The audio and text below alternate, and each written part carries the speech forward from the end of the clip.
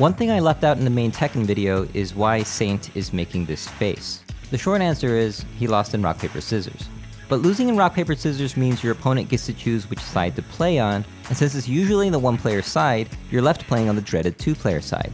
This can be a bummer in 2D fighters, but in 3D games like Tekken, it's extra hard. Not only are the controls for forwards and backwards reversed, sidestep right and left are reversed as well. On top of this, there are less chances to switch sides during the match because the rounds are shorter, and you can't just jump over a standing opponent like you can in a typical 2D game. Because sidestep direction is really important in Tekken, playing on the side you're not used to can be a huge handicap. 만약에 1피에서 내 실력이 100%라면 2피에 가면은 70%, 60%까지 떨어지는 플레이어가 엄청 많아요. 그 차이가 뭐냐면 이제 백대쉬 자체가 1피에서 했을 때랑 2피에서 했을 때랑 속도 차이가 엄청 많이 나요. 또 횡신 치는 게 또 약간 달라요. 거의 10의 9은 1피 플레이어예요. 대부분이.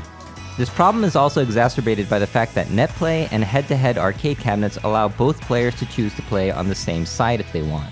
This sorcery is possible because both players have their own screens, and the camera for the other player is just positioned on the other side. This means your typical online warrior is likely going to keep picking their favorite side and have little experience playing on their bad side. When they go to tournament and realize it's local play, suddenly they'll have to play on a side that they're not used to. There are 3 ways to deal with this. Voluntarily practice on your bad side like the pros do, get really good at rock, paper, scissors, or convince TOs to use arcade cabinets. Good luck with that.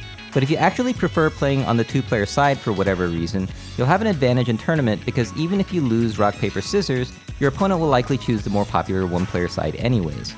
This is kind of how left-handers have an advantage in certain sports. Orthodox players suddenly have to face someone that's good at playing the weird way and they get bodied.